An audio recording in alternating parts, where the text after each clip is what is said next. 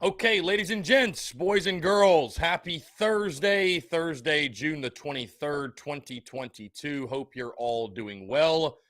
Chris Phillips here of the Daily Crow of the Spurs Up Show. What is going on? Let's see if we can get the comments pulled up here. We are taking your questions, your comments, and your calls, 843-790-3377. That's 843-790-3377. For some reason, having trouble seeing you guys' comments at the moment. We're going to get that fixed here on the back end. Again, guys, before we get going, I do want to tell you the Daily Crow, of course, as always, is brought to you by our friends at Carolina Ale House. Yes, check out Carolina Ale House, all of the various locations. You probably saw yesterday we dropped all of our dates for the TSUS tour. We'll be going across the state and into Augusta, Georgia as well to hang out with you guys all summer long at Carolina Ale House. That starts late July, goes to the month of August. Really excited and appreciate those fine folks at Carolina Ale House for having us out. Going to be a really, really good time. Great opportunity to fellowship with Gamecocks. We're going to be talking South Carolina football, of course, as we get ready for the season. We'll have merchandise on us, swag giveaways, all that great stuff. So, again, guys, really looking forward to it. Check out when we're going to be in your city. Here, let's jump to the phone lines. Call from Big Al. Big Al, what's up, man? How are you? What's going on, brother? Listen, I'm sitting here driving through Pickens County again. I've been working out of this area, and it just keeps getting worse and worse and worse covered in this orange. I'm about ready to move back down to Columbia, I tell you what. But hear me out. I was playing golf about a month ago, and DJ and a couple of the other players were with him. And that man sucks at golf just as much as he sucks at throwing the football. He should have been out there practicing instead of out there hitting the golf club. That's not surprising. I wouldn't take DJ Uiagalelei to be good at golf. So most football guys aren't very good at golf, I feel like. He was a good guy. We had a conversation for a little bit. I didn't bring up football, and I'm kind of glad I didn't. I didn't want him to, get too upset over his throwing last year. Mm-hmm. Right. No, yeah, for sure. I mean, like I said, I would not expect DJ Uiagalelei to be a star golfer. So that's not totally shocking. But yeah, man, I know it's, I got a lot of respect for the upstate Gamecocks that hold it down up there, because I don't know how y'all do it on a day in, day out basis, to be honest with you. But maybe if the rivalry ever turns back in our favor, it'll be a lot more fun, I'm sure, to live up there. But I know it's been a tough last 7 years or so. So. Well, what are you going to do, right? What can you do? What can you do? So what's your thoughts on, I know I'm calling early in the show. I got some things to run around and do, but yeah. I was wanting to get your pick on what do you think of this recruiting that's going on? We got that kid from Camden. He's definitely in our area. I believe he's going to be leaning towards us. That's another 4-star. Do you see us getting any 5-stars and picking up the pace on this end? Right. Right now, I mean, I can't tell you. I really don't project any 5-stars, right? I don't know of any off the top of my head. Doesn't mean it's going to happen, or doesn't mean it's not going to happen. But I mean, I can't really predict, are we going to pick up a 5-star or whatever. Again, I know fans are frustrated seeing the success Clemson's having on the recruiting trail. I mean, let's just call it for what it is. That's really what it stems from. If Clemson was having a terrible recruiting class, I don't think fans would be nearly as antsy to see us pick up some more commits. I mean, again, they've got a huge visitor weekend this weekend. And like I said yesterday, man, Clemson's not just going to stop recruiting. They don't feel bad for us. They want to beat us for the next 100 years in a row. So they're not going to stop recruiting, and we've just got to pick it up. And I think we will. I mean, listen, I think, again, we got a big weekend upcoming this weekend. And, we got to sign our 25 or however many we're going to sign when December comes. So we're going to have those dudes, and that's what Shane Beamer's getting paid to do. So I don't have a list of names right now, but if you go down the visitor list this weekend and for the rest of this month, there are some big names coming on campus. And, you just got to hope and trust and believe that Shane Beamer is going to get the guys we need to be successful. Will there be any 5-star pickups in this class? I don't know. I just don't know.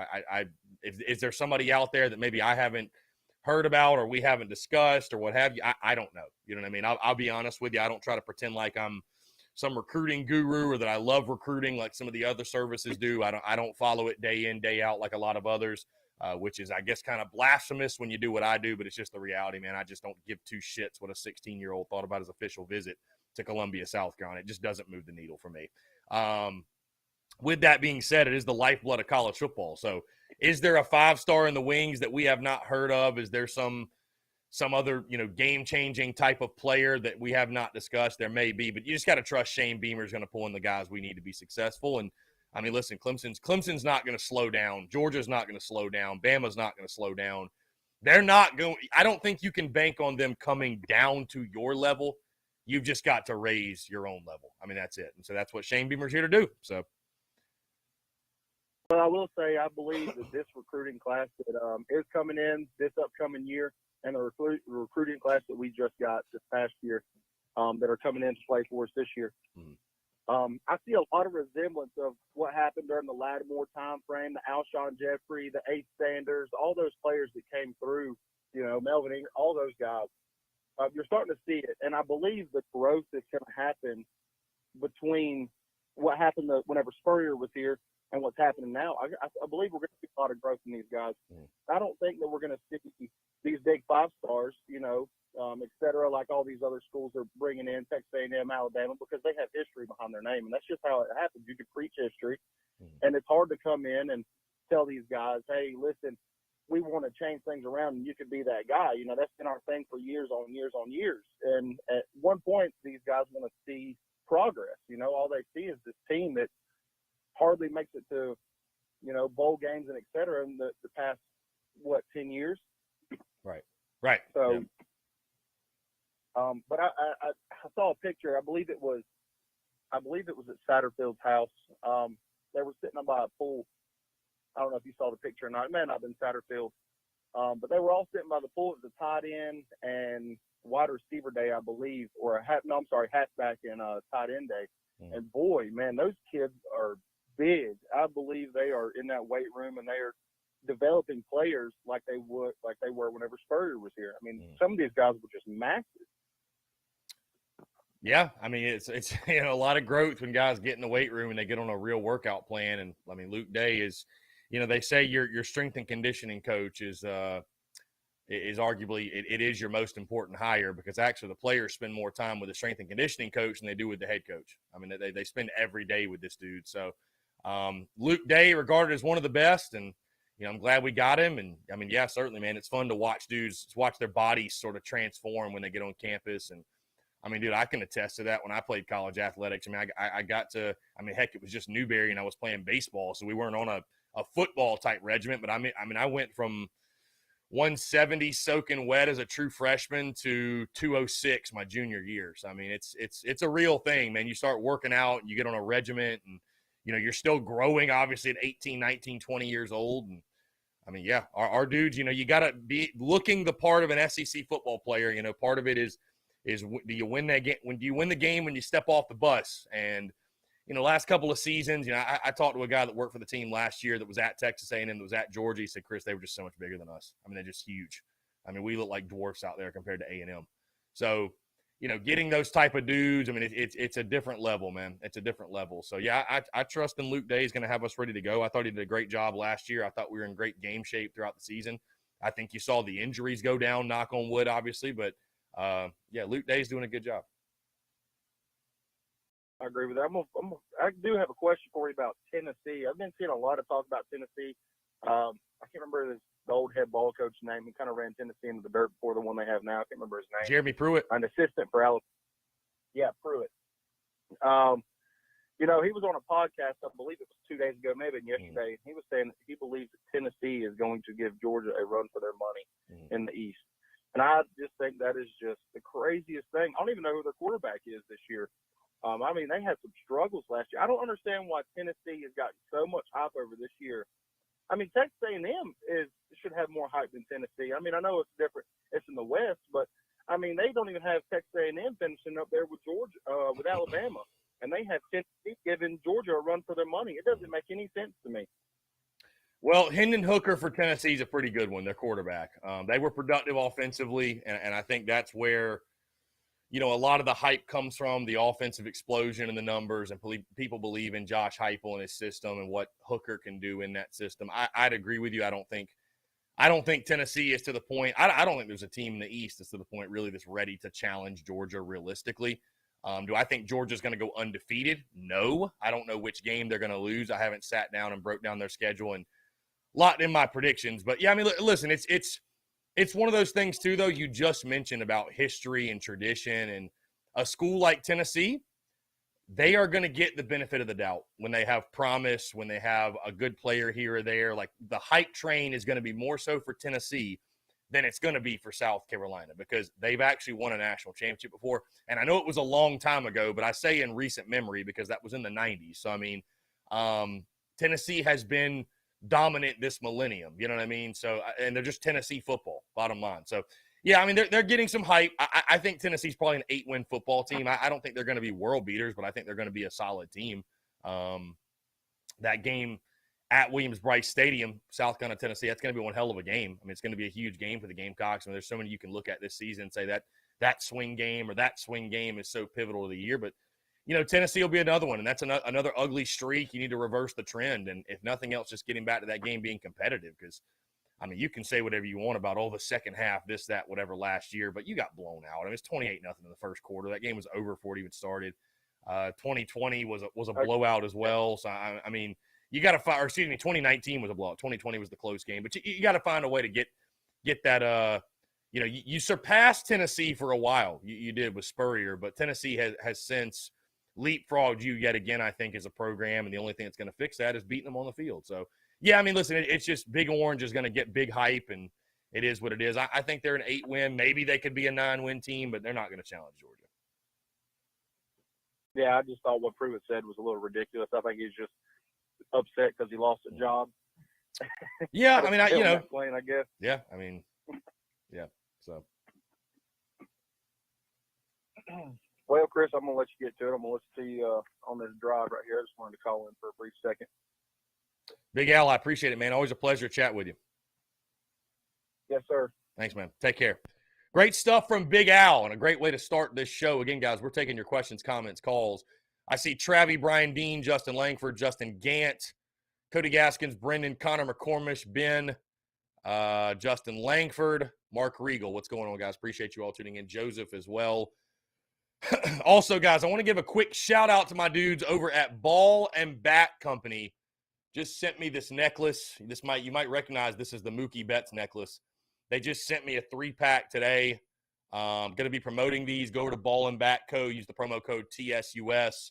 Ball and Bat Co. Appreciate the guys firing off the necklace. Fire. Absolutely love it. I've been wanting one of these forever, ever since I saw Mookie Betts rock them. And I think these dudes are like a newer brand, or they just started doing this as far as making these. So Ball and Bat Co.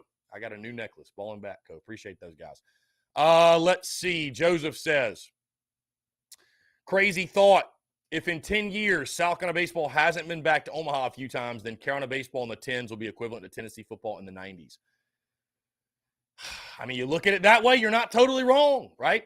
At some point, right? At some point, you're not what you were. And every year that passes, right, we get further and further and further and further and further away from 2010 and 11 and 12. So, I think that's why it's so important to, if you need to make a move within South Carolina baseball, you got to make the move and make the move immediately. Bottom line. I mean, I think it's extremely important to do that. Let's see. Brendan M says, Tennessee has not lived up to the hype since the Clinton administration. Very good, my friend. Very good. Here we go. Hashtag Fire Mark Kingston. We'll just leave that up for the rest of the show. Hashtag Fire Mark Kingston. Big game. By the way, you guys see the new cap, right? The SEC Unfiltered. New episode of SEC Unfiltered dropped this morning. Dude, I was dealing with technical issues last night. I don't even want to say it out loud because I don't want to jinx anything. But I think at some point, unfortunately, I hate to say this, I think I'm going to have to go get my Mac looked at because I think the connector, I don't think it's these pieces. It's not my interface. I think it's the freaking connectors within the Mac that are giving us some trouble. So we're good right now. Hopefully we're good right now.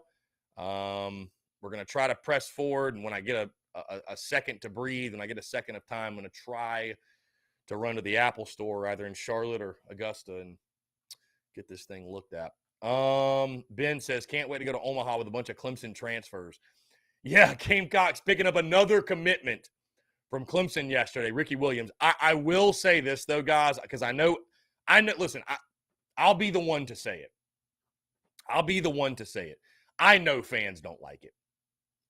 Bottom line, fans don't like it. Fans don't like to see all these Clemson guys coming to South Carolina. And I'll agree with you, it's weird. It's weird.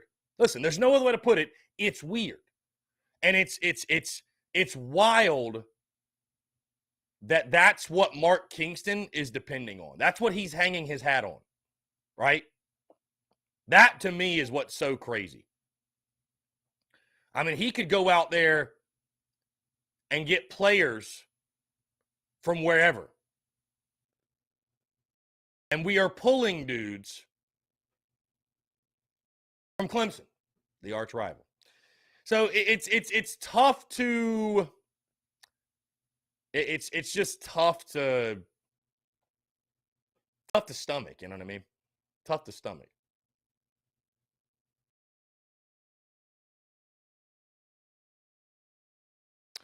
But with that being said, baseball people I've talked to, those that know this kid, they're saying this is the best pickup of the three. Ricky Williams, a guy that should help us in the bullpen, effortless 92 to 93, really, really good stuff, electric stuff, I would say. So I actually think this is a good pickup from what I have heard. So, but again, I know fans don't like it, man. It's weird. It's weird. Bottom line, it's weird. But all I can tell you guys is this, because I did see a comment or two yesterday on social media, those saying that, well, the rivalry is just, it means more to me. The rivalry means a lot. And so I won't pull for these guys. I won't pull for them. I won't pull for Carolina. And that's totally fine. You know, I guess if you want to die on that hill and drive yourself into misery, then so be it. But guys, the rivalry is more important to fans than it is to players. And I don't know how else to tell you that. It just is. A lot of these guys didn't even grow up Gamecocks or Tigers. They don't care. Right? They don't care. The rivalry means more to fans than it does to players. And Darrell Wall Jr. asked this question. I know they're going through a coaching change at Clem Tech, but Chris, what's your take, or do you have a reason why they're coming to the arch rival? Darrell Wall Jr., I would just say I think the reason is that we're right down the road and we need ball players. And I'm sure Kingston's poaching them. I'm sure Kingston's poached basically that entire roster, or at least guys that he wants. I'm sure he's poaching that entire roster, my guy. It's not like they're just randomly, I just want to go to Carolina now. So,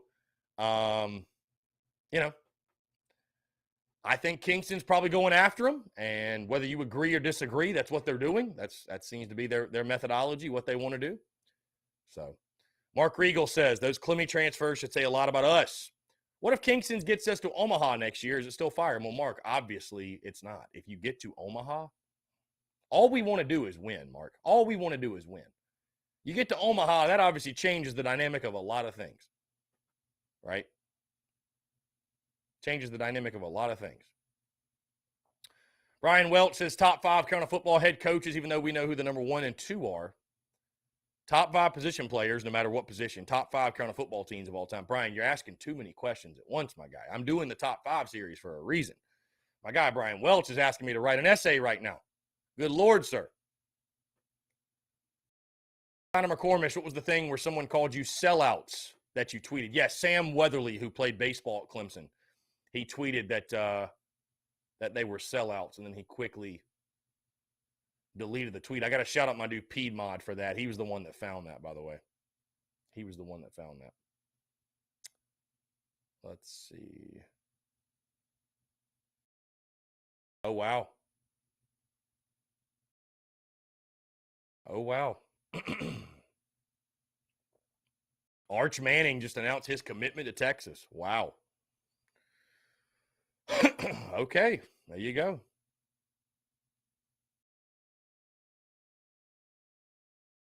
Well, then.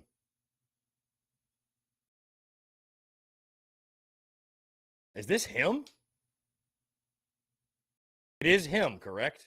He has one tweet. Yeah. Well, then. Is Texas back?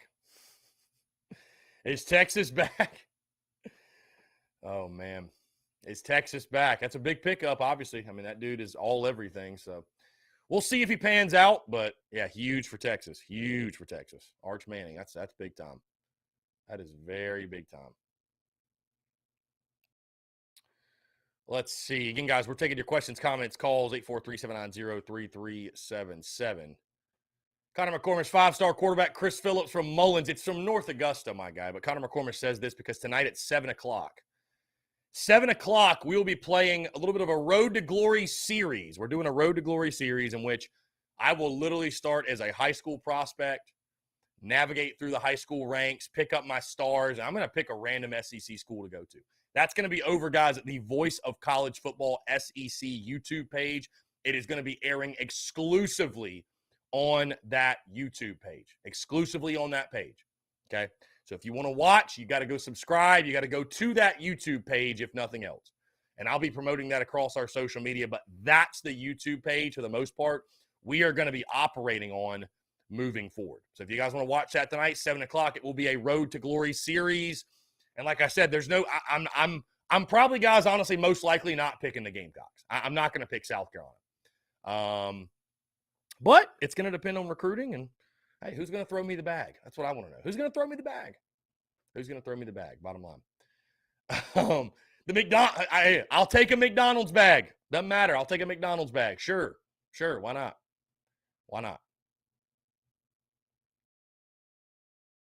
Brendan M says Texas has been saying they're back since the Obama administration. I hear you, Brendan. Brendan on his stuff today. Brendan is on one today. Love it. Arch Manning to Texas.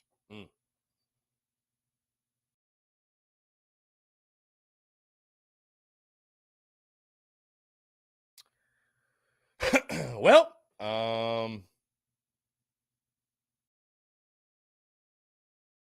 I mean,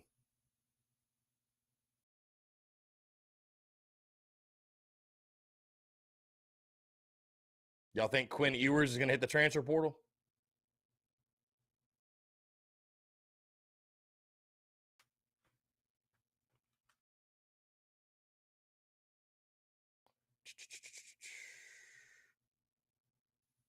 Okay. Ben says, got to take Vandy to the college football playoff. I like that idea. Honestly. Jacob Edwards says, boy, the state of Texas can swing some money for recruiting. I mean, Jacob, even if it wasn't a money thing, where else was Arch Manning going to go? Texas, Georgia, Southern Cal? I don't know. I mean, he's the top-rated quarterback in the country. He wasn't coming to Carolina. I don't even know if we offered him. I don't even know if we offered the guy. Shame on us if we didn't.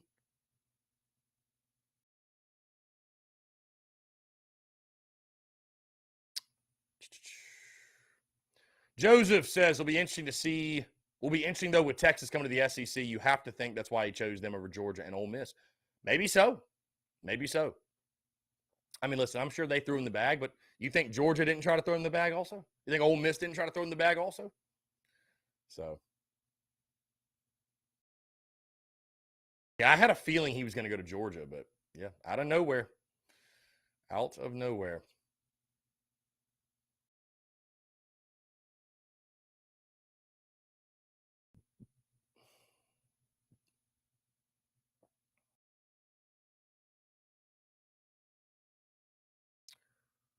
Guys, podcast will drop this morning. Or excuse me, this morning. Podcast will drop. Podcast did drop this morning for SEC Unfiltered. Podcast will drop tomorrow morning. Top 5 series will continue. We'll talk top 5 linebackers, and that will take you into the weekend. Outside of that, really no news to discuss. And yeah, so we'll just continue along the top 5 series. Of course, Daily Crow tomorrow. Rebecca, I see your comments, Rebecca. What's going on, Rebecca? How you doing, Rebecca? Appreciate you tuning in, Rebecca. What's up? I did see that, Brian, about Quinn Ewers, that College Football Reddit said that he entered the portal. I think that's obviously a joke. Yeah, I'm pretty sure that's obviously a joke.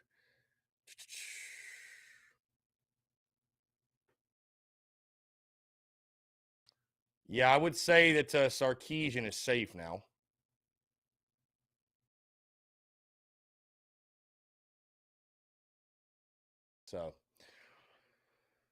Anyways, guys, taking your questions, comments, calls, 843-790-3377. That's 843-790-3377. Appreciate you guys' continued love and support. We got some new merch in the works as well. Hoping to get that dropped early next week. I tell you what, guys, we talk content, bleeding out the eyeballs and being busy and all that. And again, I don't know if you guys think I'm just sitting back with my feet kicked up right now and just chilling and what have you, but we are as busy right now as I am in the season. Truly, I'm running 1,000 miles an hour. I'm going to a concert this weekend on Saturday. Cannot wait. It is much needed. Some R&R, some good times. Again, not to say that I'm not enjoying each and every single day, but yeah, we're going crazy, man. We're going 1,000 miles an hour. So, let's see. Joseph says Texas and OU in the SEC is going to be wild. This would be a beautiful time for us to become relevant again under Beamer, traveling to Austin, Norman, and handing out L's. Yeah, the SEC is only getting tougher, man. So we've got to elevate our game. Bottom line, we got to elevate our game. Justin Langford, who's playing? Just an artist I like, guy named Mike. You guys have probably never heard of him. Not like some mainstream band or anything. So we'll be out of town. Travi, I did not announce where I'm relocating. No, I'm still that's another thing, really. That's the big thing right now, Travi. That's got my mind going 1,000 miles an hour is figuring out where I'm living, trying to sign a lease somewhere. The rental market's absolutely crazy. So I am just so ready to pick a spot, sign the lease, and have it done with. I am so ready for that. So ready for that. Also, guys, I want to remind you the podcast yesterday. I would just say check that out. Anthony Treesh of Pro Football Focus. He did a great job. Anthony's a legend, and looking forward to having him on the show many, many more times before the season and this upcoming season as well. So, Rebecca, yes, I do see you, Rebecca. Here, let's make sure Rebecca knows we see her. Look at there. There's Rebecca. There's Rebecca. Rebecca, thank you for tuning in. I appreciate you.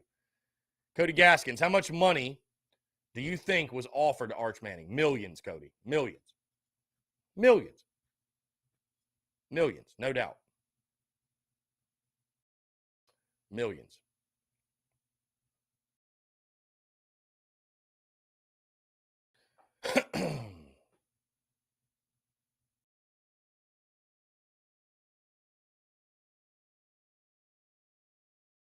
You know what I love about fans and recruiting, bro? Because I see a tweet about Arch Manning from our friend Mark Ryan, everybody's favorite person. But anyways, I see a tweet about Arch Manning, right? And everybody wanted this kid. Everybody still wants this kid, right? Everybody wants this dude.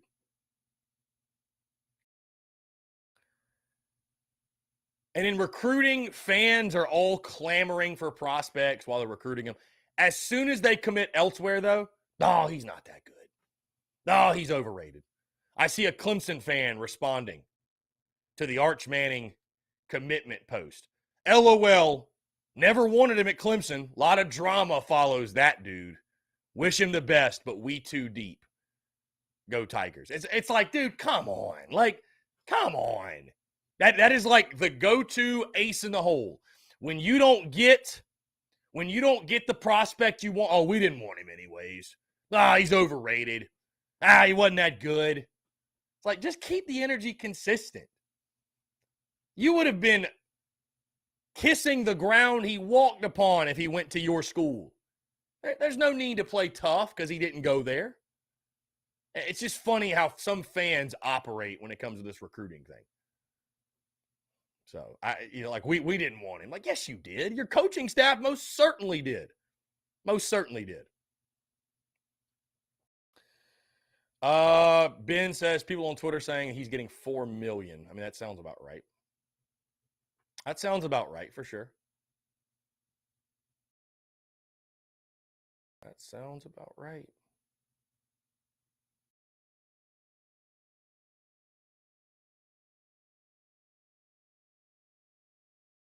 That's huge, man. That's huge, Arch Manning. Let's see.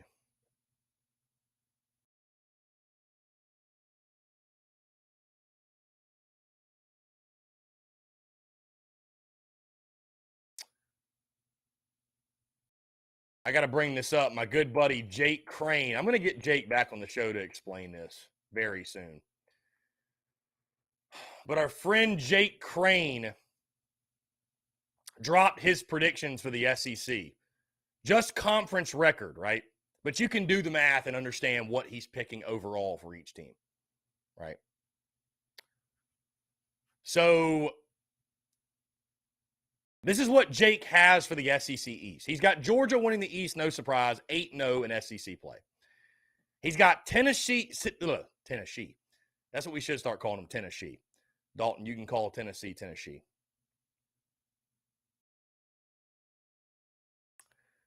Anyways, SEC East predictions from Jake Crane. He's got Georgia, no surprise, winning the East, finishing 8-0. He's got the Volunteers finishing in second at 5-3.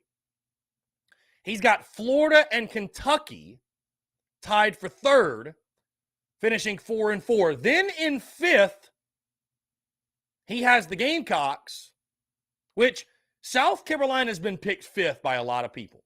That's fine. Cool. But he's got South Carolina finishing fifth in the SEC East with a 2-6 conference record. 2-6. He's then got Missouri finishing in sixth at 1-7 in the SEC. And finally, Vanderbilt finishing dead last in the East, going 0-8 in SEC play. But 2-6, which one would figure would put the Gamecocks at 5-7 for the 2022 season. Folks, I'm going to go on record right here, right now, and say this. And Jake Crane is a friend of mine. Jake is fantastic at what he does. I'll go on record and say this. There is no way on God's green earth, after all of the additions, after winning 7 games, including a blowout bowl win over UNC in year one, after the addition of Spencer Rattler at quarterback, Clayton White, Torian Gray, and Jimmy Lindsey yet again leading the defense. There is absolutely no way on God's green earth South Carolina does not make a bowl game this season. I will go on record and say that right now. If I'm wrong, at Freezing Cold Takes a year from now, at Freezing Cold Takes 6 months from now, what have you. There is no way South Carolina misses a bowl game this season. None. Absolutely none. Cash in your over 5.5s. Do whatever you got to do. But I'm here to tell you right now, you can take it to the bank. South Carolina will not win less than 6 games this season. Not even a chance. After all they've added, all the momentum, not even a chance. Not even a chance. So, I'll go on record and say that. I'll go on record and say that. Coach Ford says, now, let me say this. If you have injuries all over the place, then I think that can change some things. If Spencer Rattler is healthy for 12 games, you're not winning less than 6 of them. You're just not. You're not. Coach Ford says this, who are the certain W's in the SEC? I think Missouri's a W. I think Vanderbilt's a W. If you go, listen, Coach Ford, to your point, right? Certain W's, and you could even list Mizzou, right? I'm going to be listing Mizzou as a toss-up. Right? I'm going to be listing Mizzou as a toss-up, but Coach Ford, you're going to go 3-1 in the non-conference. Let's just say that. Coach Ford, you didn't let me finish. You're going to go 3-1 in the non-conference, realistically. You got Vandy. You got Mizzou. There's your 2. That's 5-7, right? That's the 2-6 you speak of. But here's my thing, Coach Ford. Tennessee, Kentucky, Arkansas, and Florida, right? If you lose all 4 of those swing games, it was a failure of a season anyways. Like, South Carolina, I don't see them being a team that's going to go 3-1 or 4-0 in those games. But I think saying they're going to go 0-4 in those games is aggressive. I think it's aggressive. I think South Carolina at minimum wins one of them. I mean, listen, predicting South Carolina, in my opinion, to go 5-7 is just as bold as predicting them to go 8-4, damn near.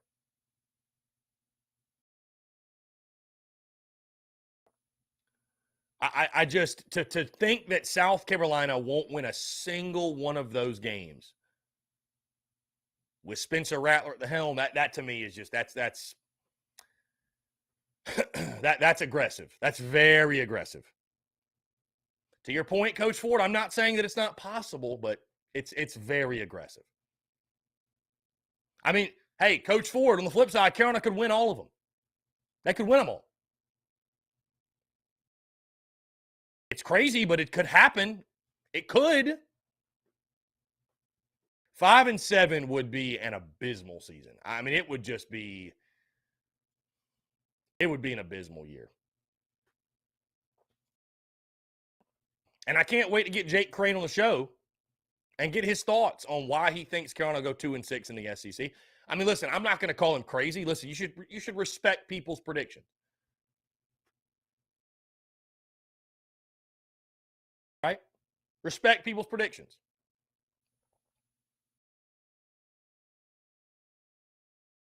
But I'm curious why he thinks that.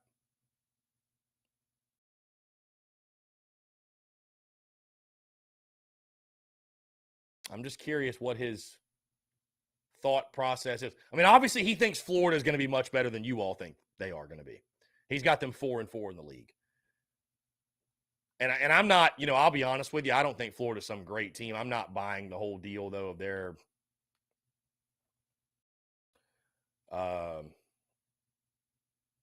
I'm not buying that Florida's just going to be some terrible team this year.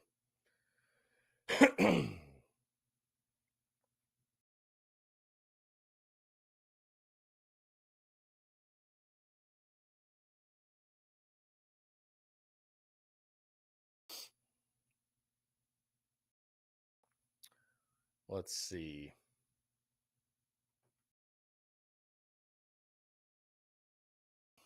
Here we go.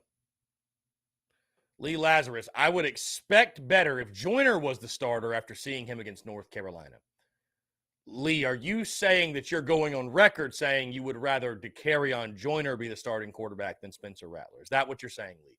I'm going to give you the opportunity to explain this comment.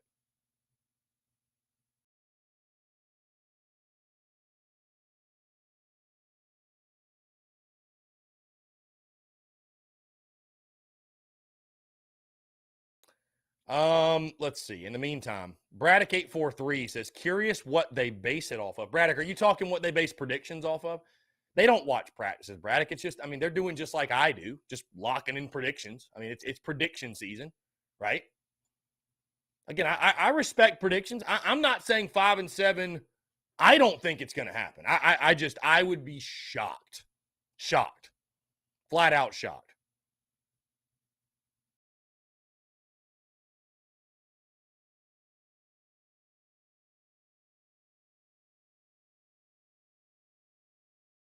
Here we go. Ryan Hood says, personal opinion, I'm more worried about going on the road to Little Rock than playing Georgia at home. Okay.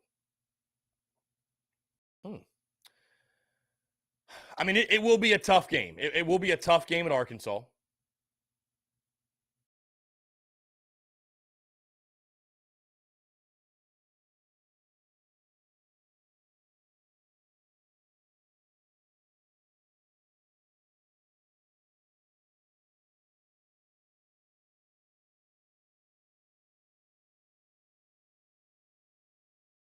That'll be a tough one, but Cody Branch, we are talking about the prediction. Jake Crane, my buddy Jake Crane, predicted the Gamecocks to finish 2-6 in SEC play this year. 2-6.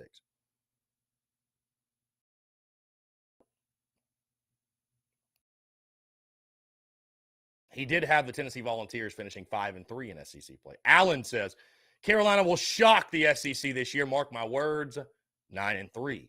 Allen, I'd love to see it, bro. I'd love to see it. Trust me, I'd love nothing more. We all would. What a magical season that would be.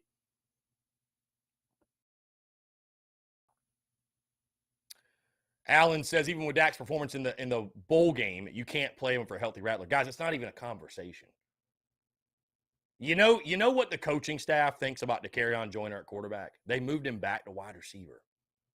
That's what they think. That's what they think. That's what they think. Hey, you think Dak Joyner should get a shot at QB? You know what the coaching staff thinks? The people that are getting paid millions of dollars to put the players in the best possible position to be successful, you know what they think? Not only do they not think Dak Joyner's the starting quarterback, they don't even think he's a quarterback. They watched him do what he did against UNC. They watched that entire game. I guarantee you they watched film, and they said, going into spring ball, let's move him back to wide receiver. So for these people that are dead set on Dakereon Joyner hadn't gotten a fair shake, Dakereon Joyner should be playing QB, listen, the Mayo Bowl was magical. The Mayo Bowl was incredible. You couldn't script it any better. But your own head coach, Shane Beamer, who we all love, he don't think Dak Joyner's a quarterback. Not even a quarterback at all. Not just not the starter. Not the second string. He's not even a QB. He's working out with receivers. So, I mean, I just, this never-ending Dak Joyner conversation. I like Dak. Glad he's a Gamecock. He ain't a quarterback.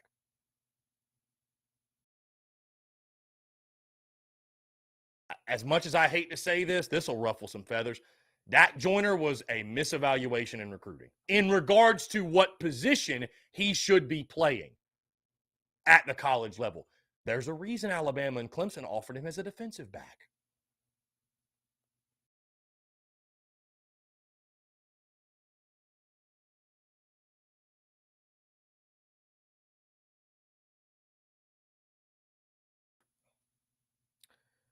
Lee Lazarus says, not saying he should be the quarterback. I'm just saying that what we saw in the game looked like a guy that was capable of leading this team if we didn't have Rattler. We should have a better quarterback ahead of him, as it appears we do. Well, we do have Rattler. And again, if God forbid, knock on wood, it don't happen. If for some reason Rattler is not available to go, it's not going to be Dak Joyner. It's going to be Luke Doty.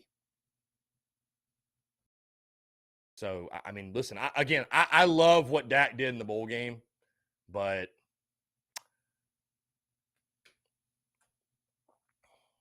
not a quarterback. Not a quarterback. It's all good. It's all, I mean, I'm glad he's a Gamecock, but the coaching staff doesn't think so. So I got to ride with them. Guys, we're going to jump into a quick break, but I want to continue to hear from you. More of your questions, your comments, your calls, and more. On the other side, you're tuned in to the Daily Crow.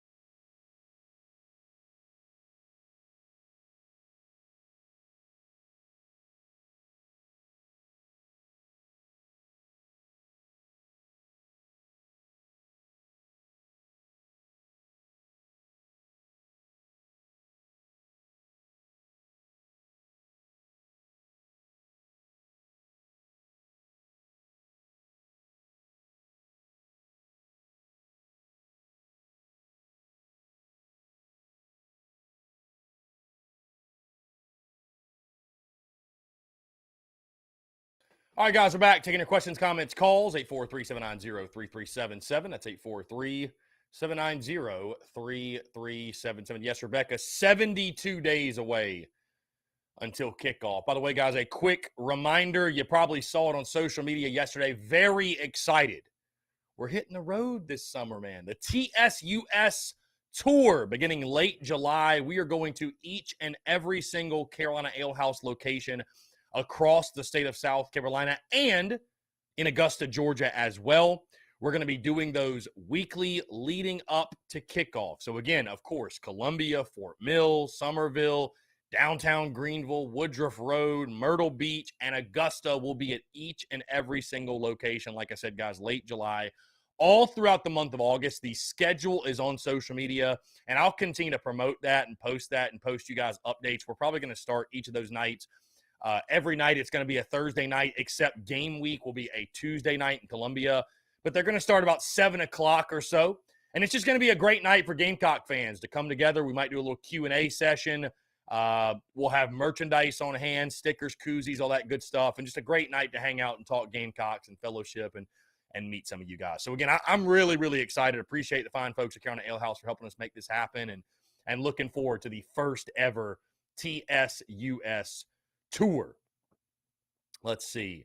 In the TDC Questions channel, Brendan M. says, surprised that Robbie has not called in yet. I'm sure it's coming. Rowdy Rooster 75 says, if we go 2-6 in SEC play, I will buy all of y'all a tank of gas. No effing way.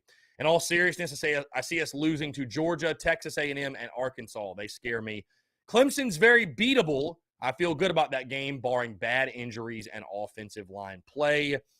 Brian Lattimore then follows up and says, got to play Clemson at their place. Unfortunately, Brian, that is a fact. Right on cue. Call from Robbie Davis, a.k.a. Kirk Herbstreit. to accept. Robbie, what's going on, my friend? How are you? Man, all I was doing was trying to finish up fixing my lunch, man. Why are people freaking out when I don't call, man? I don't know, man. You're freaking out, man.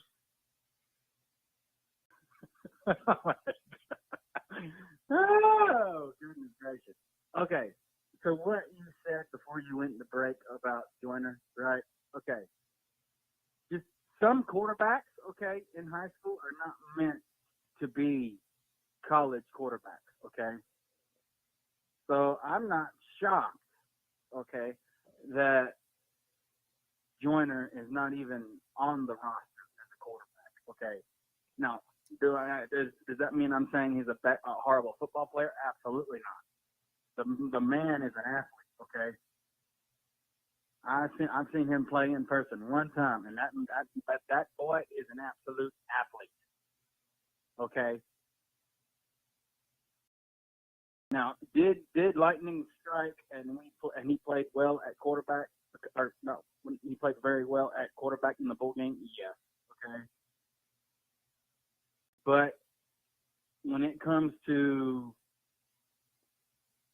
what you need in a quarterback, when it comes to being in the SEC, no disrespect to Joyner whatsoever, but he does not have it. Does that make sense? Yeah, I mean, listen, I think that the game plan you saw against UNC, it was a fantastic game plan. It was executed to perfection, and it caught UNC off guard. I don't think that operates. I don't think you get that type of production from Dak Joyner under center on a week in, week out basis if he's your starting quarterback. And again, bro, don't take my word for it. Don't take my word for it. Right. Dak Joyner's not even a quarterback on the roster. So, I mean, they obviously looked at that and they've said he's not a QB. And I'm not like today's not the day to shit on Dak Joyner.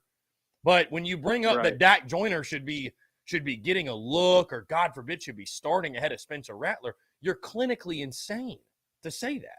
Yeah, like you're clinically insane or you're so biased to that one player. I mean, dude, it's not even a debate. It's like it's not even worth wasting the breath speaking on because it's so silly. Right. And I'm positive there's people that think Joyner should be starting over Rattler, which is, like you said, it's insane. Okay.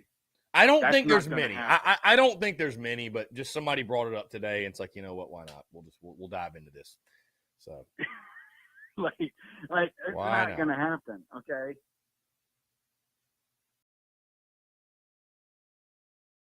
And that dude that thinks we're gonna go 2-6 in conference play, no, I don't see us going 2-6 in conference play. No, absolutely not. Okay, Vanderbilt's a W. Okay, I really hope we get the Kentucky monkey off our back. Okay, because that Kentucky monkey is getting annoying. Okay. And I truly do think that we are better than Arkansas. 100%. I think we are better than Arkansas as a whole. So I think we can beat Arkansas. What? Did I just shock you with what I just said? Yeah, you did. Move back in your chair. Yeah. Yeah, I think we're better than Arkansas. Yeah, that's you were going to be you heard it from me. You would send shockwaves through social media if you were to put that out there, that you actually think South Carolina is better than Arkansas. Like if I were to say that, all hell would break loose.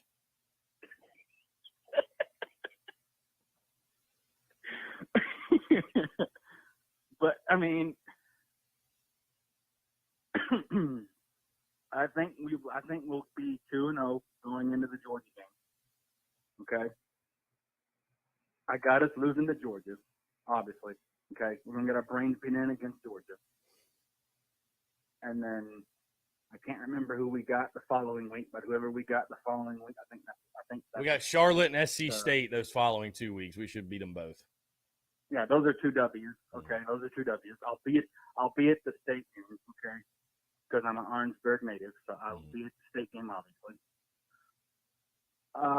And Clemson, I think this honestly, part of me kind of sort of thinks this could be the Clemson game could, like I've said, if we can, keep their offense off the field and control what we can control, I think that this could be, the Clemson game could be a toss-up, in my opinion. But, and I know I'm like speaking on like crazy here, but with the whole Arkansas thing, but I'm telling you, Robbie, you are entitled to your own opinion, my friend. You are not obligated to agree with anything I say. The beauty's in the banter. I actually would prefer more disagreements and more banter. So, hey, like, listen, if you think South Carolina is better than Arkansas, then hey, I just want to hear why.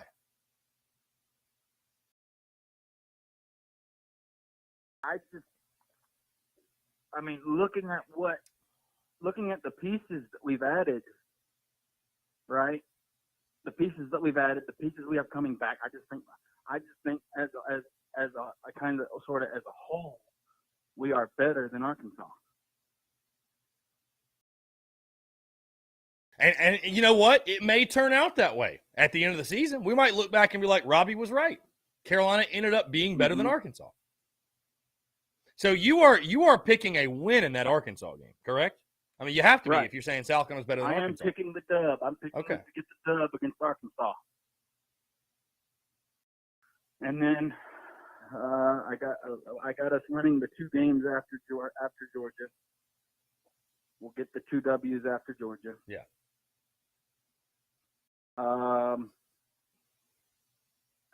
But I think like I said yesterday, I feel like this season we're going to be kind of sort of a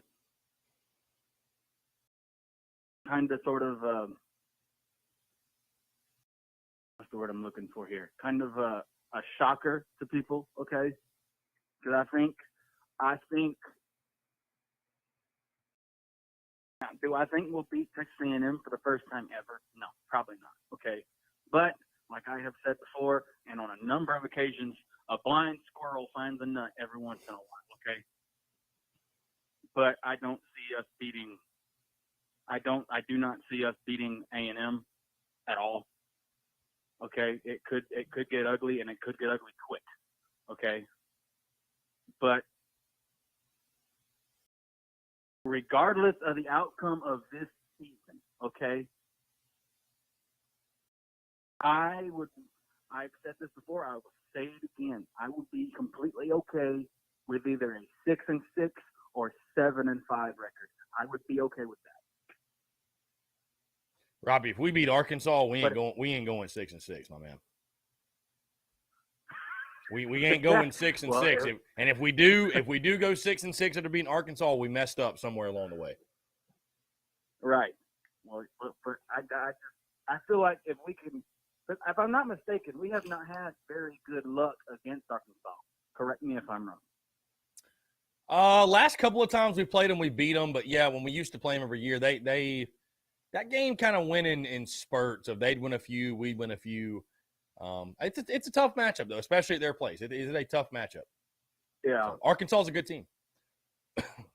Yeah, but I just think, you know, the reason why I have us beating Arkansas, okay, and yeah, I know people think Arkansas is going to be, you know, really good, right? But here's why I think we're gonna shock some people by beating Arkansas, okay? Because I feel like Arkansas is going to go into that game not even thinking about us. They're going to be going into it looking ahead, and then we're going to catch them with their head in the sand, and we're going to give them a beating. Okay, I don't know why. I just have this feeling in my gut that that's going to happen. I respect it. I love it. I respect it. You got to go with your gut. Because I mean, like you've said and like I've said, like if you look like for instance, like if we were to look ahead of Georgia State, okay, Georgia State could beat us. Okay, they've beaten SEC schools before. They have. Okay? That's a fact. Spread's only 11. So going into the Georgia State game, we need to dadgum dominate that game from the first kickoff up until it is over. Give them a butt cutting and give them their paycheck and tell them to go home. That's what we need to do. Tell them, thank you for coming and getting your butt kicked. Here's your paycheck. Now go home. Get out of here. Bye. Get out of here. We don't want you here no more. You got your paycheck. Now leave.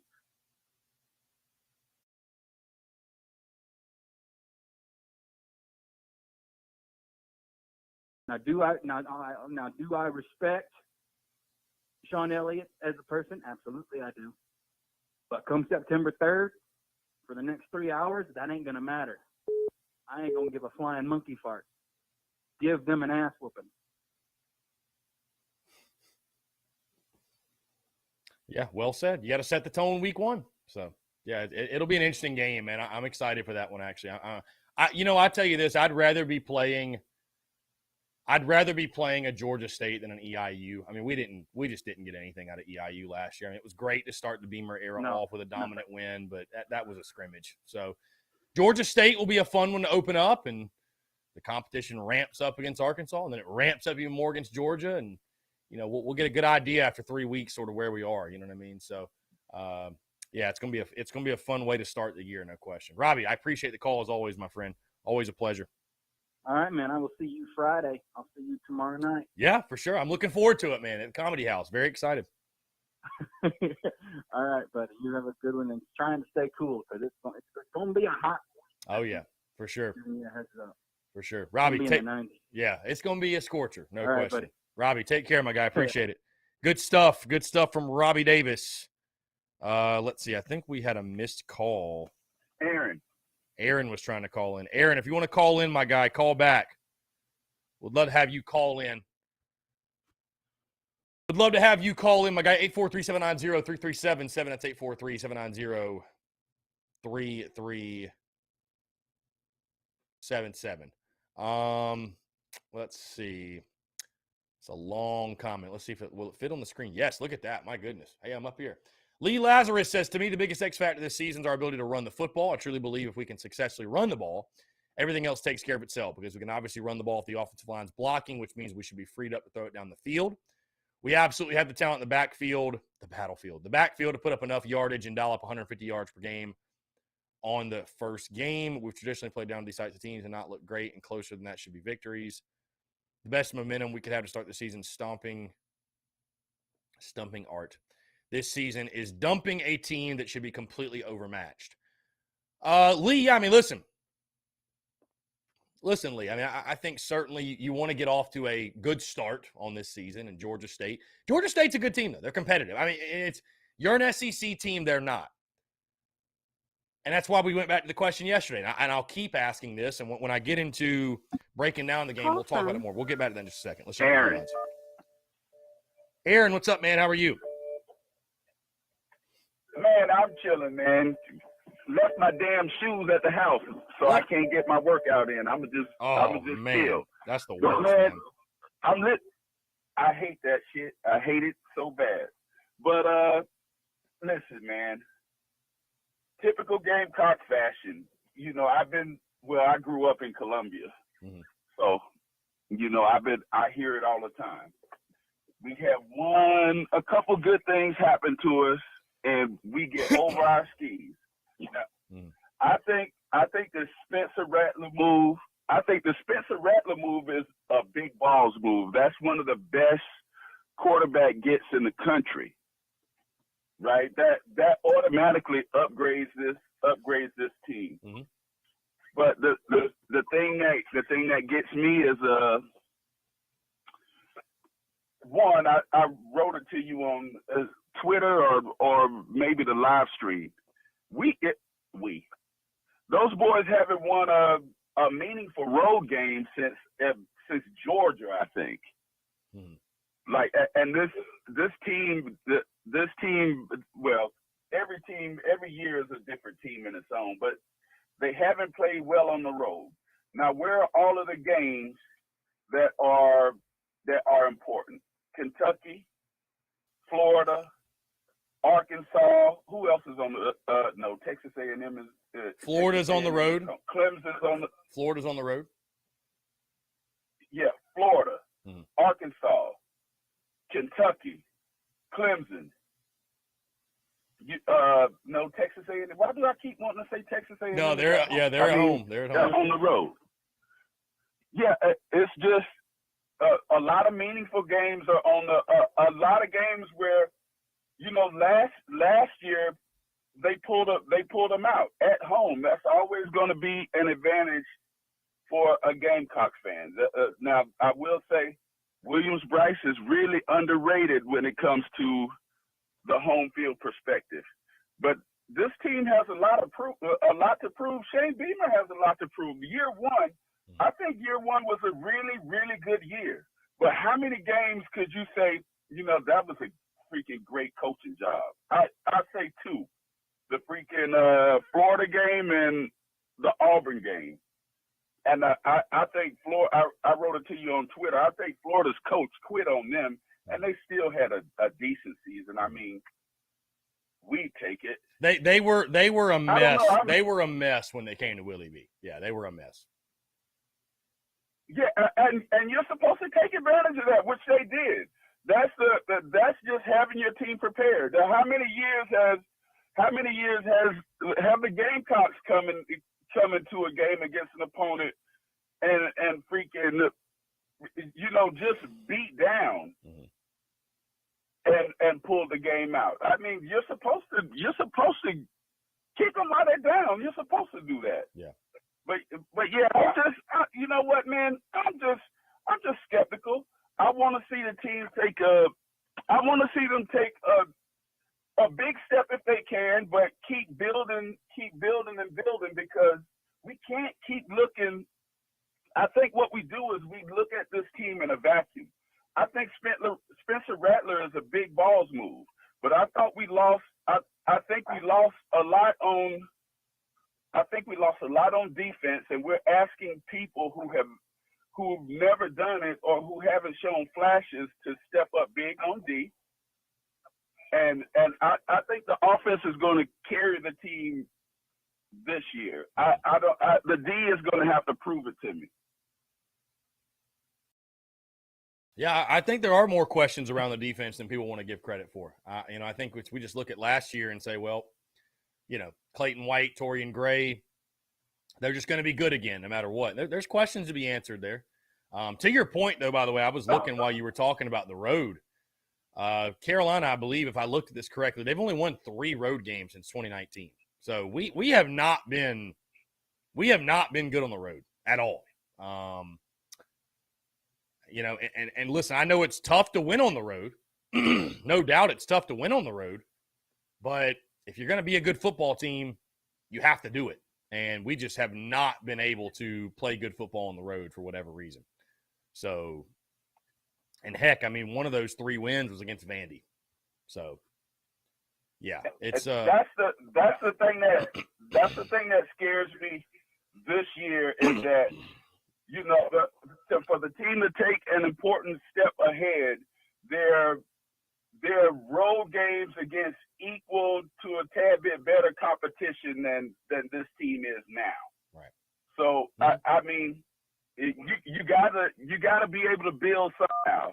And I would say if I'm talking to my coaching staff, I'd be like, hey, this is what we got to do this year. That Arkansas game is going to be big because if they can win that one, you already checkmarked one. Okay, we got our first big time road win, and then it could be on and popping. But I don't know. I just don't like to get over my skis. I think that I still say the freaking Spencer Rattler coming to South Carolina when he could honestly have gone anywhere in the country and started, but he came to Columbia. That's a big balls move. That's a big balls move, and that can't be understated. Have a good one, man. Appreciate you, man. Great call. Big balls move to get Spencer Rattler to Columbia. But to his point, my biggest takeaway, or one of them from that call, is he's right. We've been bad on the road. I know it's tough to win on the road, but I think the difference, you have to be a good football team to win on the road. To go into somebody else's house and pull off victory, you got to be a good football team. And you look at the road slate this year again, at Arkansas, at Kentucky, at Vandy, at Florida, at Clemson. If you're going to get to 8-4, let's just say 8-4. If you're going to get to 8-4, you got to be better on the road than you've been the last couple of seasons. And I don't really think it's rocket science as to why Carolina hasn't been good on the road, because they haven't been a very good team. And again, I just think you've got to be a good team to go on the road and win games. You got to be solid. You can get away with it and ride the emotion at home, and crazy things happen at Willie B under the lights, right? But to go on the road, if South Carolina goes on the road to Arkansas, right, and is able to pull off a victory, I'm not sitting there saying crown them as champions, but I think that'll be a good indicator of this is a good football team. This is going to be a good football team. Absolutely, this is going to be a good football team. So we'll see if the Gamecocks can solve their road woes this season, because it's certainly been tough. Thomas Walker says, here's a take. When we look back on this upcoming season, overall record will not be as important as how competitive we are in individual games. Thomas, I agree with you to a degree. I think record still stands out to people, but certainly, yeah. I mean, listen, if you go, it's kind of like the hypothetical I posed before. Would you rather go 7-5, but be within a touchdown competitive in those 5 losses, or go 6-6, but in your 6 losses, you're getting blown out? You know what I mean? Or excuse me, the opposite. In the 6 losses, you're competitive. In the 5 losses for 7-5, you're getting blown out. You see what I'm saying? So I do agree with you. I do agree. The way you play is important. The way you play is important. Travi says, that would put the SEC on notice if we went on the road at Arkansas. Yes, it would. Yes, it would. I think it absolutely would. Georgia certainly wouldn't be sleeping on us. That's a fact.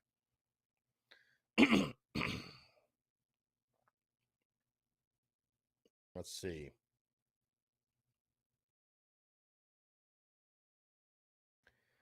Just a breaking news update Martin did not break Rebecca's back. So, in case y'all wanted to know, Rebecca with the update, the information we all needed. Martin is not responsible for Rebecca's sore back. Appreciate the update. Let's see.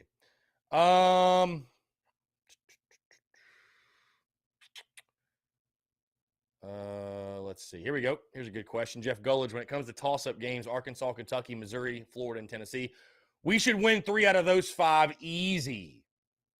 Last year, we were 1 out of 4 with 7 points away from beating UK and 4 points away from beating Mizzou without a quarterback, which could have been 3 out of 4 last year. If we don't, we have taken a step back as a program. I don't know if it'll be easy to win 3 out of 5, Jeff, but I definitely think Mizzou, you got to win that game. Mizzou, Kentucky, or Florida. I think if you go 2-3 in those, I'm not. That's probably expected. 3-2 or better is a massive success. Guys, we're going to jump into a quick break, but I want to continue to hear from you. More of your questions, comments, calls, and more on the other side. You're tuned in to the Daily Crow.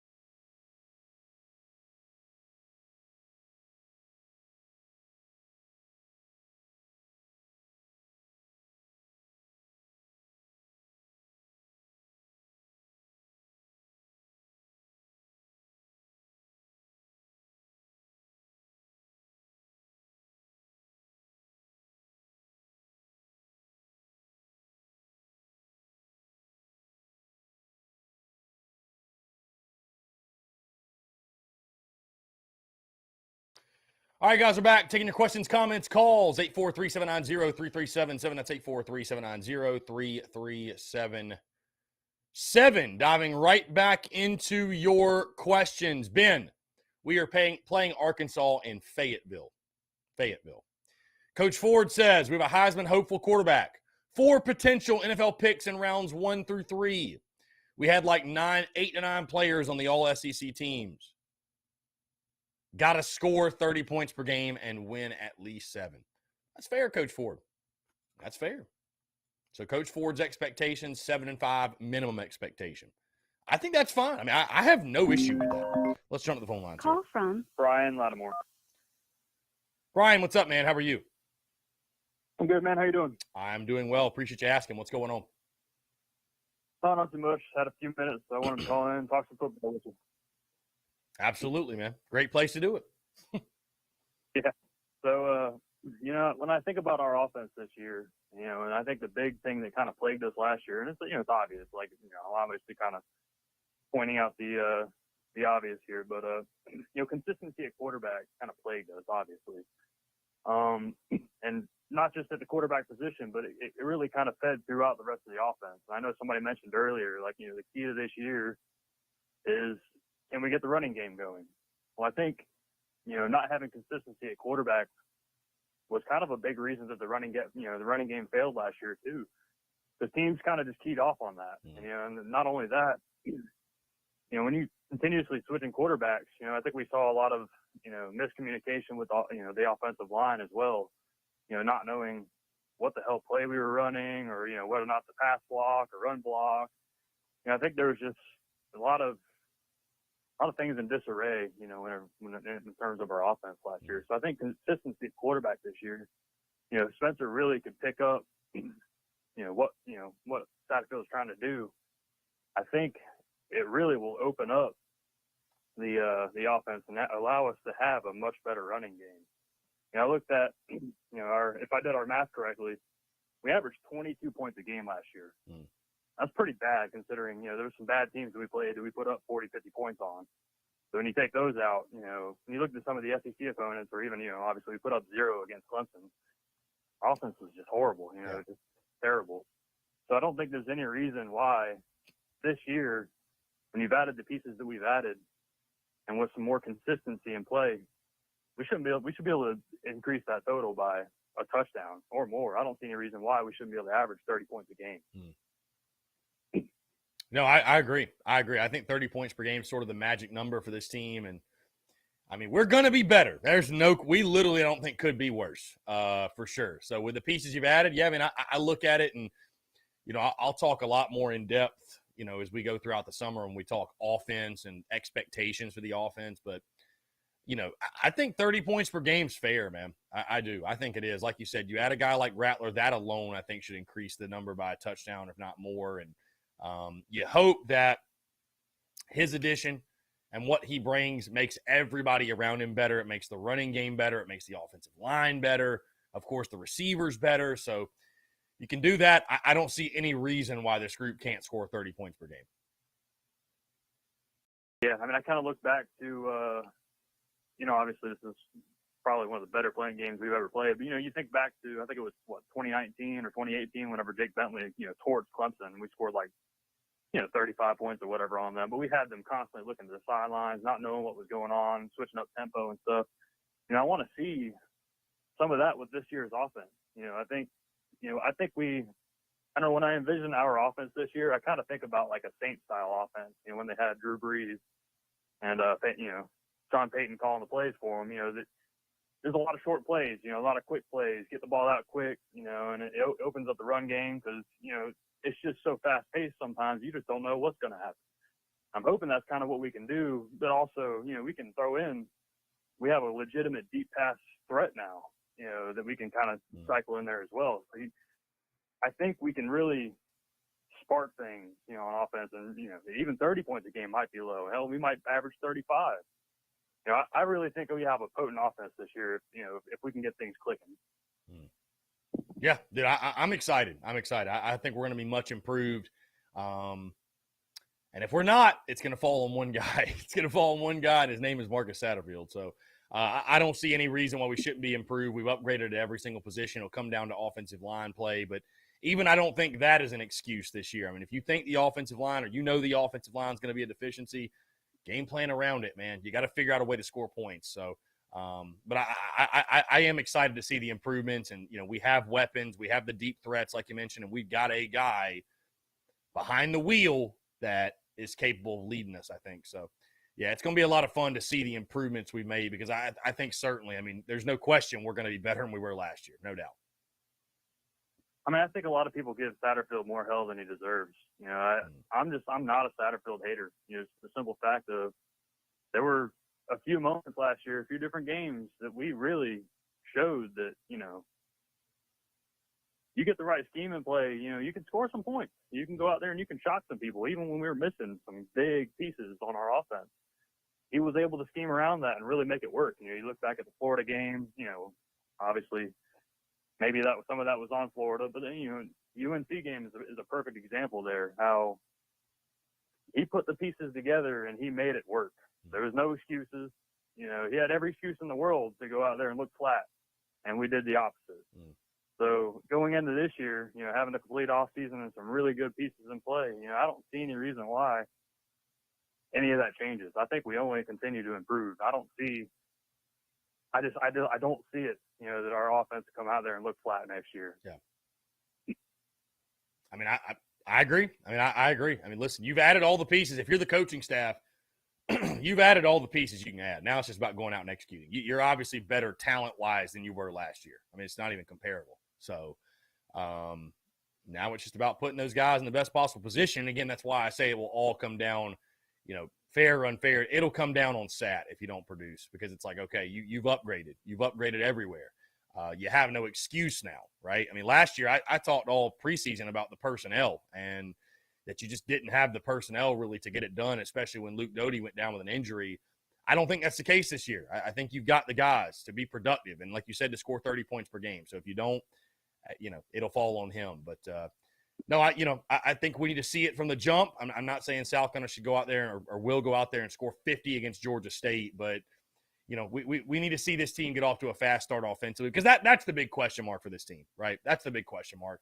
Everybody feels pretty confident and pretty excited about what the defense will bring, but it's just, what is the offense going to look like, especially with Rattler at the controls, man. So got to score to win. I mean, you got to score to win, bottom line. So, but we should see massive improvement, no question.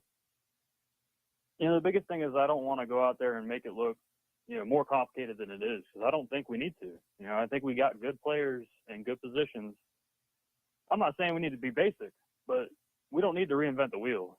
Go out there with your play, your playbook. Don't go out there with trick plays and shit, unless you're in a situation where you legitimately need it. But go out there and call the playbook. I think we don't need to do anything special. We go out there and operate the offense efficiently. I don't think there's many teams out there that can stop us, to be perfectly honest with you.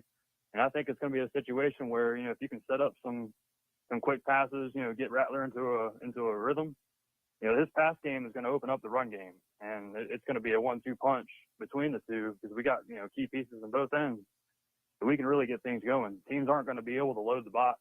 Rattler's, he's a guy that can pick them apart. You get guys open, he's going to hit the pass. 9 times out of 10, he's going to have one on target. All the receivers got to do is catch the ball. So, I just think it's a situation where you just can't get too fancy. Go out there and operate. Let the team stop you. Yeah, use the weapons you got, man. Use the weapons you got. Get the most out of them and try to be as balanced as possible. I think that's going to be the goal. Yeah, I think one thing I do want to see Beamer really implement into the system, I want to see some Spurrier-type calls. I think back to, some controversial calls that we had over the years of Spurrier, or, just catch them off guard. Go out there and throw the bomb on first down or something. I think we got the pieces in place. You can go out there and get some quick and easy points. Just catch them off guard. That was one of the best things I loved about Spurrier, is just his spur of the moment.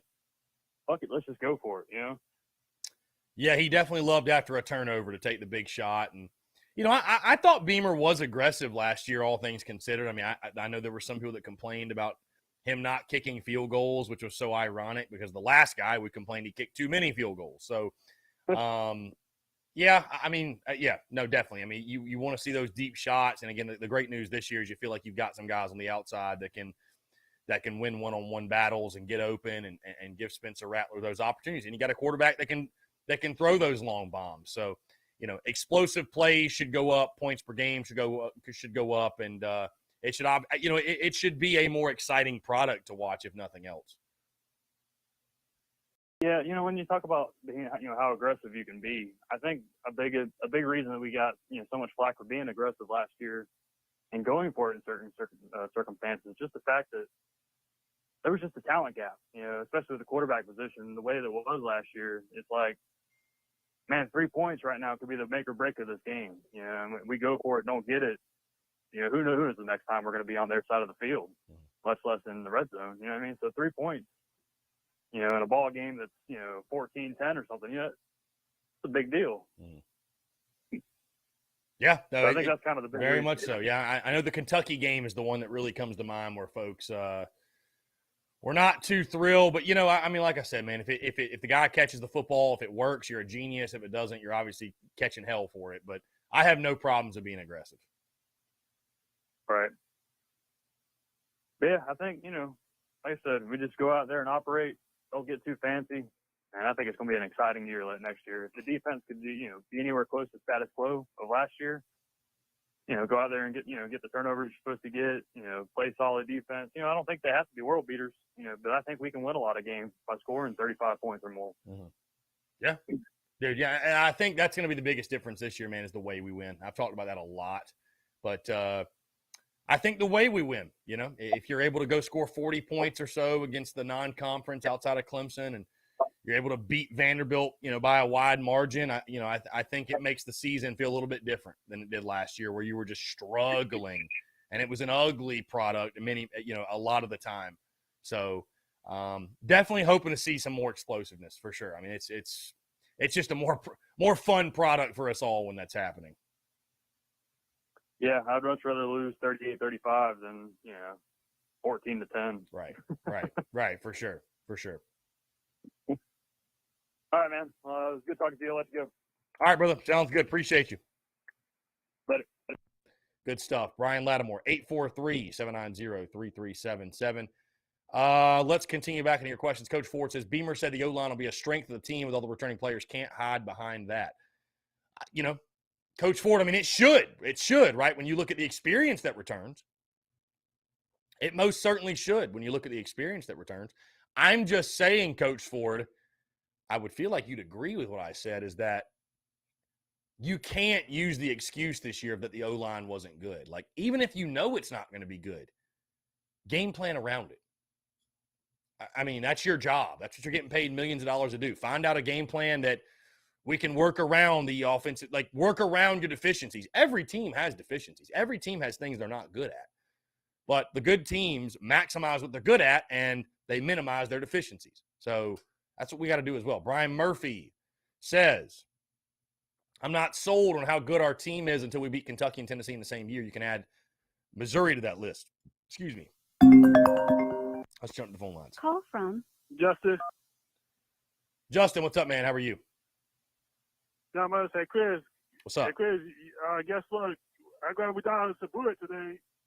Archman committed to Texas. I did see that. I did see Arch Manning come into Texas. I mean, it's a huge pickup, man. It was their crown jewel of their class. And, we all know quarterback is the most important position, right? It's the most important position on the field. So, it's a huge pickup for Sarkisian. Is Texas back?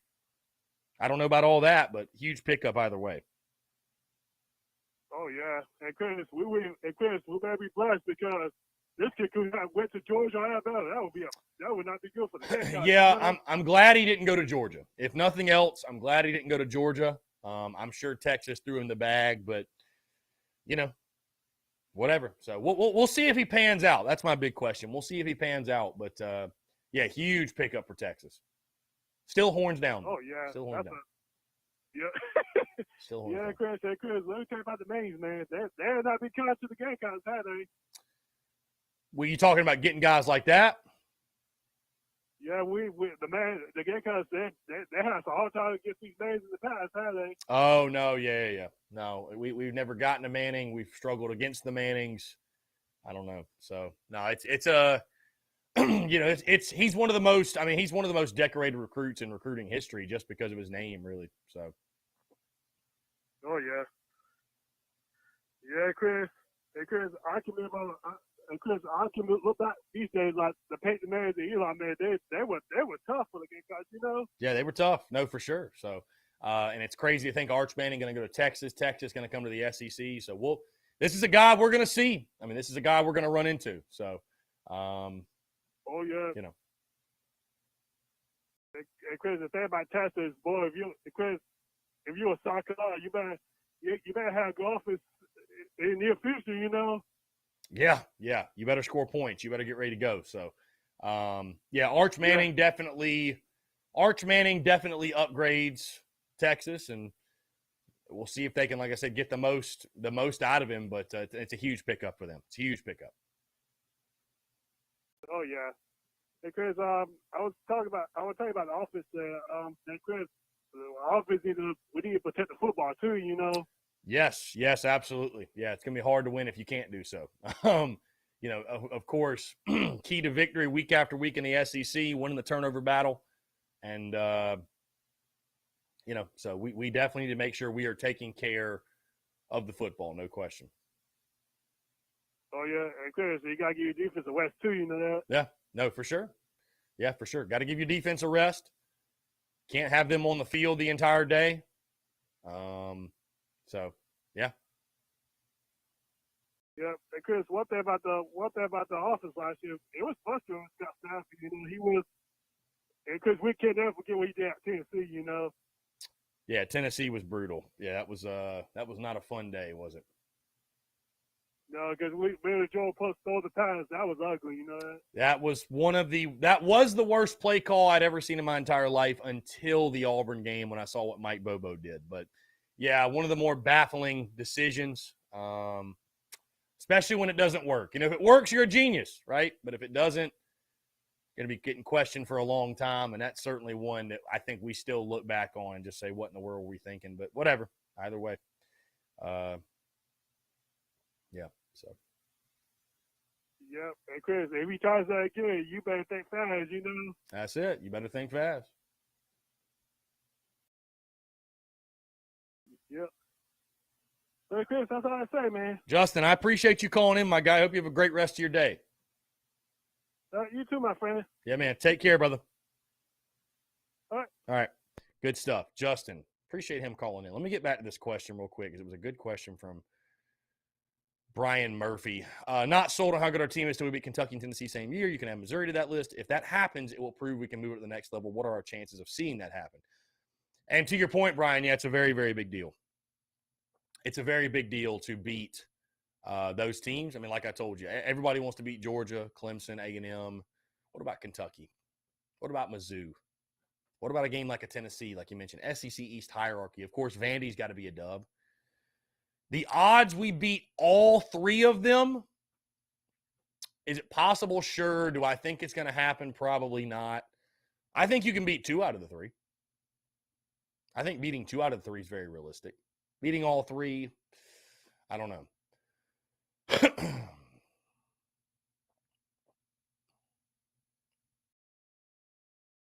Let's see.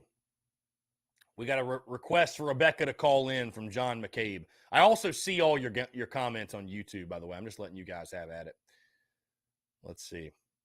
Cody Gaskins chiming in. Everyone would love nothing more than a Rebecca call in. Look at that. Love it.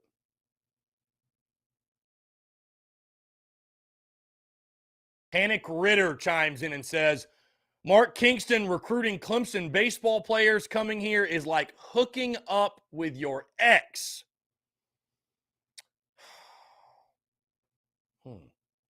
Well, Panic Ritter, if you're saying that because in the moment it feels like a good idea, but afterwards you have regret and guilt and shame, then maybe you're on to something. Maybe you're on to something. Hopefully we don't have that feeling of regret and guilt and shame. If they lead us to victories, they lead us to a series win over Clemson, they lead us to the postseason, I don't know that I'll have that feeling. But in the present moment, it is weird. It's weird. I mean, I'll just admit that. It's a weird vibe. It's a weird vibe for sure.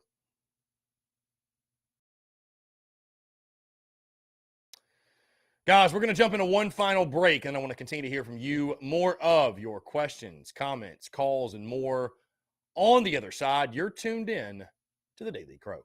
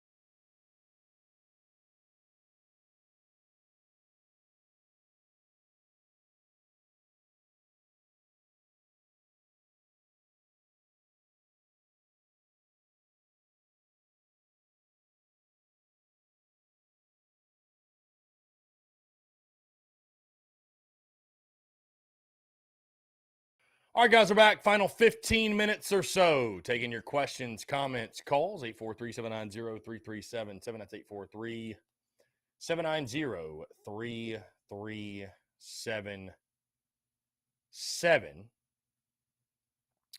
Apparently,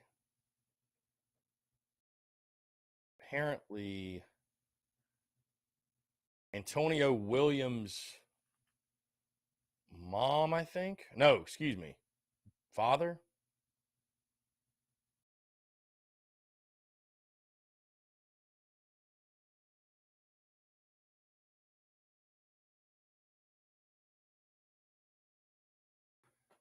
Yeah, Antonio Williams' father saying that apparently his son, Antonio Williams, got kicked out of the facility today.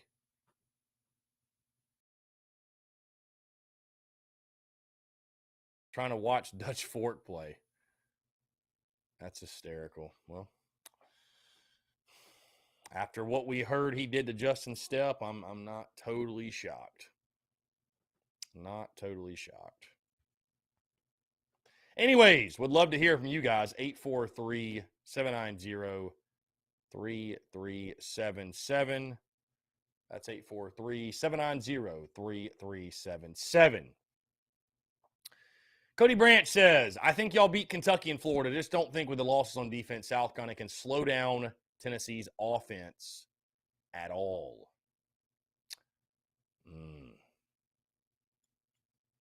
We'll see. At Willie B, I don't know. Going to be a good game. Cody Gaskin says, what did he do? I think just the whole recruiting process of Justin Stepp trying to get close with Antonio Williams. And I think we thought we had him, and then we didn't. I mean, man, it just one thing led to another. He went to Clemson, and they don't want him in the facility now. So.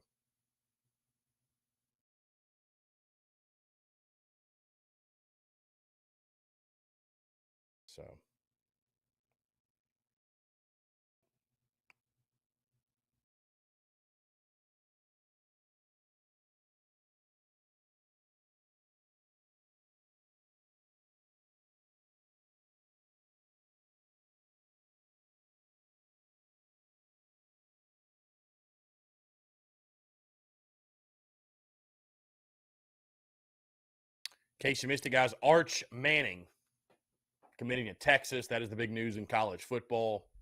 Jeff Gullidge, there really wasn't a whole story, Jeff. There wasn't a whole story. Just we were recruiting a kid really, really hard, and he made it. I think it was one of those deals where Clemson offered him last second, and he went to Clemson. And I think that rubbed Stepp the wrong way, which, he invested a lot in getting the kid to Carolina, and he ended up going to Clemson. So, just they were not too thrilled about that, as you can imagine.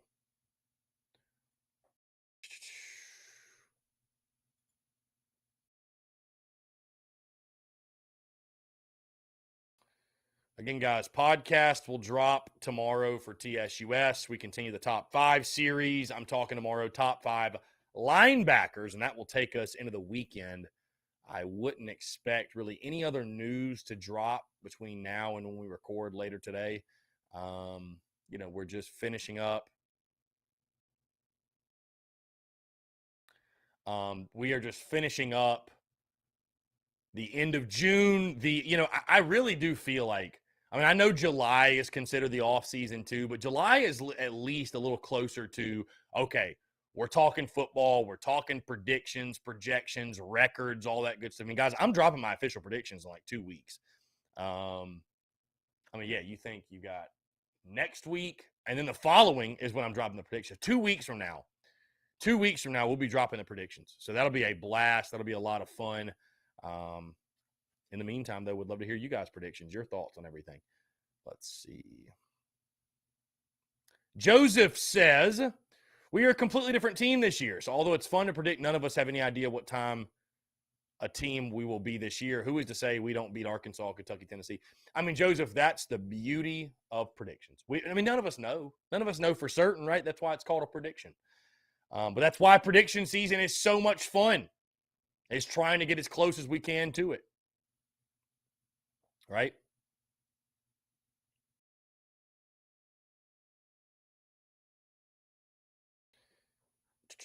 Yes. Jonathan Lee, I was talking about Antonio Williams, yes. By the way, guys, we are streaming tonight, 7 o'clock. I am beginning a brand new Road to Glory series over on the Voice of College Football SEC channel. And this is going to be more of our SEC unfiltered content. I'm going to start as a prospect in the high school ranks and get recruited and go from there. So we probably won't even finish up our high school season tonight. We're going to play for about an hour. But I'm going to get recruited, hopefully turn myself into a 5-star, and then pick an SEC school. And I would tell you this, guys, I'm most likely not picking South Carolina, just to let you know. Here we go.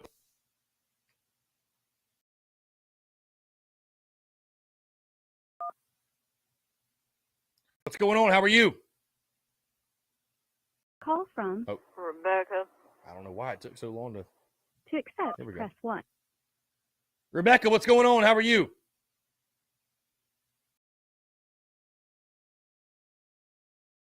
Rebecca, what's going on? Not much going on with y'all.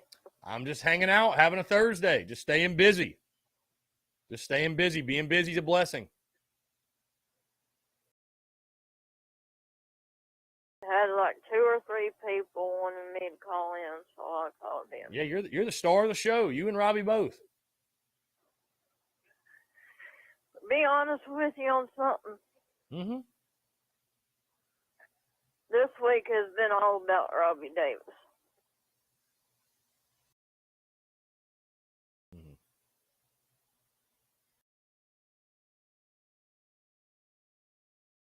And I'll just say that. Rebecca, we discriminate against no caller, nor do I promote and provoke any one person to call in more than another. So if you're worried about where you sit on the caller power rankings, I have no control of that. I simply just respond and react to the calls that come in.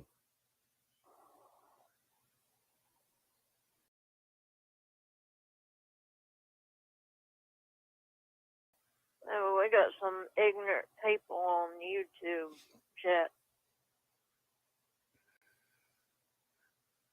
Maybe we should start doing that. Every Monday morning, I'll drop the TDC power rankings for the callers, so you guys can kind of compete against each other. Now, that would be easier.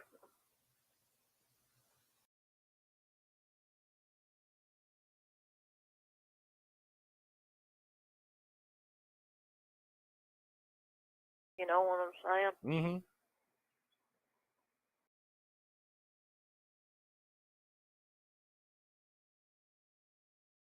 Indeed. Maybe I'll do that. We'll see who goes first. What do you mean? Oh, who's number one, you're saying? You want to know who's number one? Yeah. I don't know. I'd have to I don't know. I'd have to sit down and think really long and hard about it. I would. Somebody said, who killed her dog? My dog is fine. I don't know what that guy's doing. I think he's just trolling a little bit. I think he's just trolling. He's trying to get under your skin. I think he's being an asshole. Yeah. Man, get off the page if you don't like me on the phone.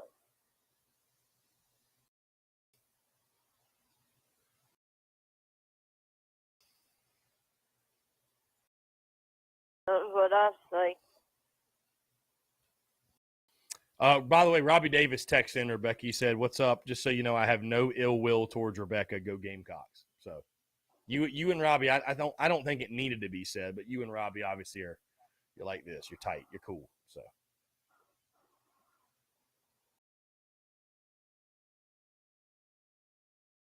I thought you and Cody Gaskins were good friends, by the way. He said he's got you at 9th in his latest caller power rankings. Why do you think he's got you so low there? don't know. I don't know. Probably I ain't called in that much. I don't know. Cody's a tough critic.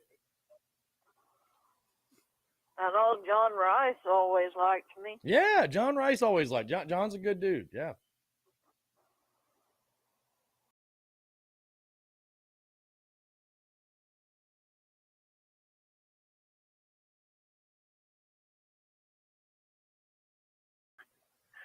I just thought I'd just call in and say hello. Yeah, Rebecca, we always love hearing that you're doing well. You're doing okay.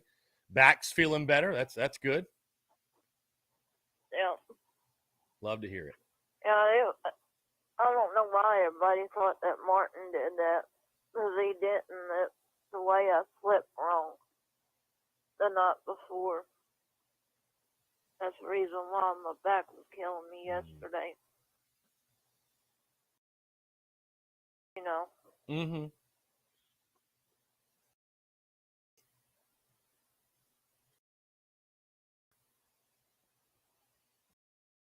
Well, glad to hear that you are feeling better. Glad to hear you are feeling better. Right.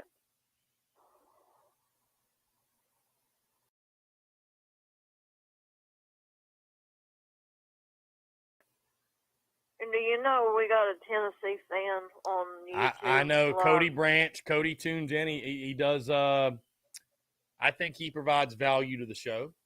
He provides good banter. So I don't mind Cody tuning in. It's fine. It's fine. It's all good. All love to Cody Branch. If I could tell Martin to call in. He's at work. He couldn't get Martin to call in anyway because he's at work at this time of the day. God bless him. God bless him. Rebecca, we're about to wrap it up, though. We're about to hit 2 o'clock, and I got a couple things I want to touch on before we get out of here. So definitely call in again. We appreciate you. I'm not calling tomorrow. Okay. Gotcha. Awesome. All right. Perfect. Have a great rest of your day, Rebecca. Appreciate you. Cool. All right. We got a couple of minutes. To go, guys. Again, quick reminder. We'll live stream tonight at 7. SECU dropped this morning. Podcast for TSUS will drop tomorrow. We're live with the Daily Crow tomorrow. What else? Working on some new merch. Content bleeding out the eyeballs, of course. We are staying as busy as we possibly can for this time of year. And let me not forget, last but certainly not least, we will be at the Comedy Club tomorrow night. We'll be there tomorrow night. Very excited. Appreciate Robbie Davis. Appreciate you, Uncle Boudreaux. I'm excited. Get to hang out with some Daily Crowers. Have us a good time. Guys, I appreciate to all of you your love and support, man. Sincerely. All those in the Big Cock Club also. Thank you guys for sure, man. Thank you guys so much for rocking with us, rocking with the show, rocking with the content, rocking with everything we do, man. Truly. I cannot say thank you enough. Again, stay tuned for all of the content, everything dropping on social media. It's a huge recruiting weekend, so I would say just stay tuned. You know, Shane Beamer likes to keep us on our toes, and I would not be surprised if we don't see a welcome home or 2 or 3 or 4 over the course of this weekend. Some big-time prospects on campus. So hopefully, fingers crossed, we do see a couple of new Gamecocks make their announcements over the next couple of days. But guys, again, thank you all so much for tuning in. Appreciate your love and support. Have a great rest of your Thursday, and we will talk to you tomorrow.